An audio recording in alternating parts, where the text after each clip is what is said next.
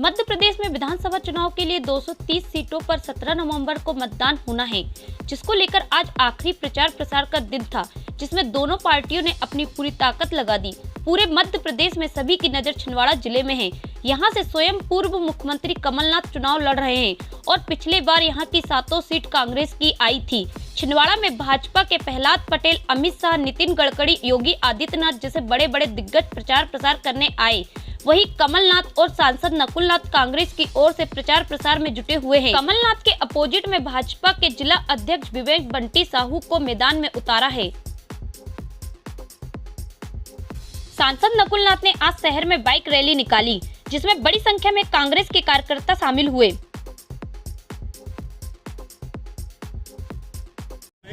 आप भी किस फर्जी मामले की बात में आ रही है? सिलेंडर 450 का नहीं 1120 का।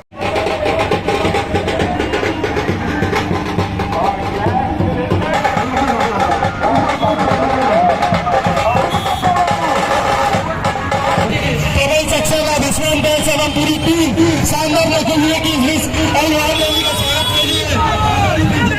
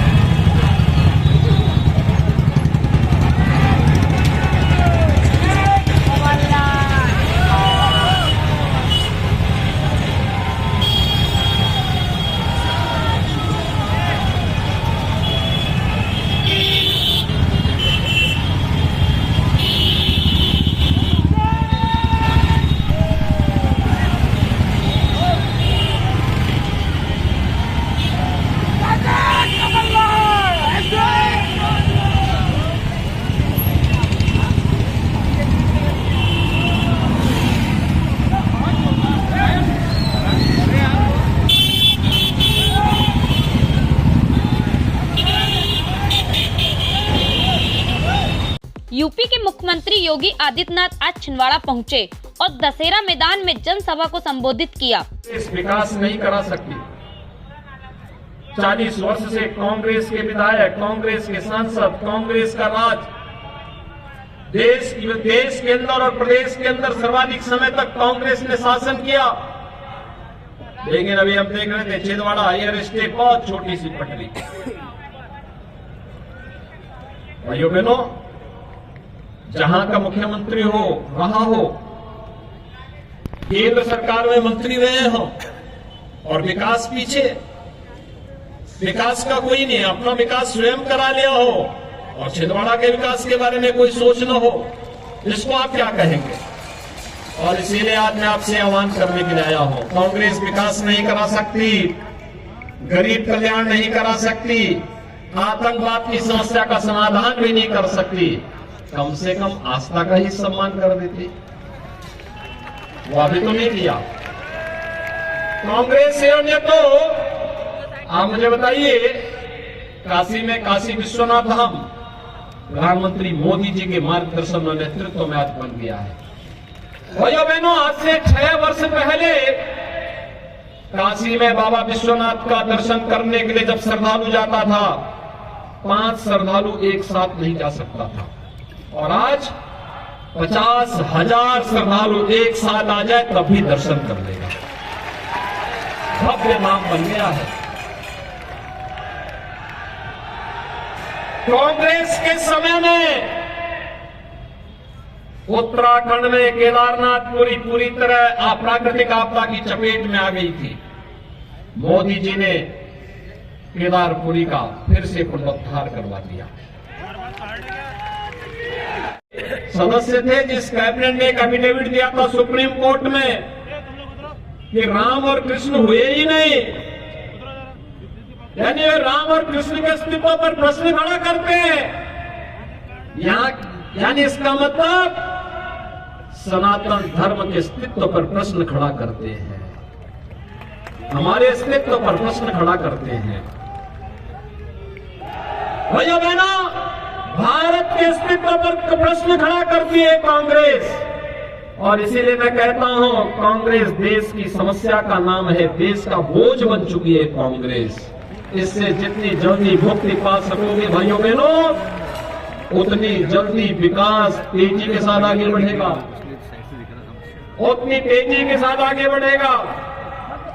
याद रखना, उत्तर प्रदेश विकास इसलिए कर रहा है क्योंकि उत्तर प्रदेश विधानसभा में 403 विधायक चुने जाते हैं और 403 में कांग्रेस के केवल 2 सदस्य हैं, मात्र 2।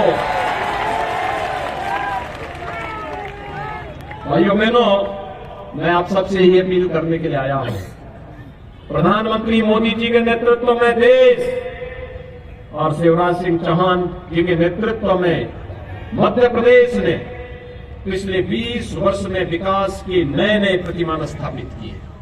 आज मेडिकल कॉलेज बन रहे हैं, IIT, IIM, AIIMS, highway, railway, rapid rail, metro नए नए बन रहे हैं, एयरपोर्ट बन रहे हैं। और विकास के लिए, नौजवानों के रोजगार के लिए, सुरक्षा और सुशासन के लिए ये डबल इंजन की सरकार आवश्यक है, और डबल इंजन की सरकार के लिए ही आपसे अपील करने के लिए आया हूं। छिंदवाड़ा में 7 विधानसभा क्षेत्र हैं, और छिंदवाड़ा विधानसभा क्षेत्र में श्री विवेक बंटी साहू मजबूती के साथ एक युवा जुझार और नौजवान आपके साथ कार्य करने का तैयार है। भाइयों बहनों, आपसे ये अपील करने के लिए आया हूं मैं, विवेक बंटी साहू को चुनाव जिता करके भेजिए, कांग्रेस को संदेश दे दीजिए अब धोखा नहीं हो पाएगा। बहुत देश को धोखा दिया है, समाज को बहुत बांटा है, देश के खिलाफ बहुत साजिशें की हैं, आपस में बहुत लड़ाया है।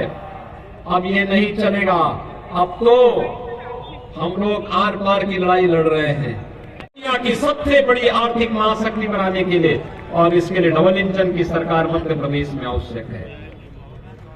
भाइयों बहनों, जब हम लोग अयोध्या राम मंदिर आंदोलन चलाते थे, कांग्रेस के लोग हंसते थे, कहते थे क्या कर लेंगे, हम कहते थे मंदिर बनाएंगे। हमने उस समय नारा दिया था रामलला हम आएंगे, मंदिर वही बनाएंगे।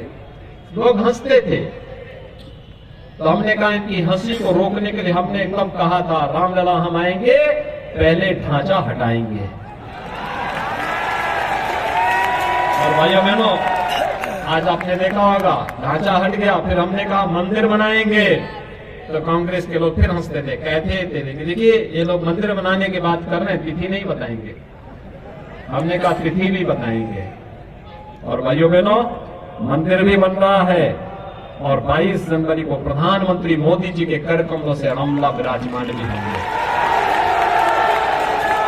और आप सभी नागरिकगण अयोध्या में दर्शन करने के लिए 22 जनवरी के बाद आने के इच्छुक है ना, आने के इच्छुक है ना?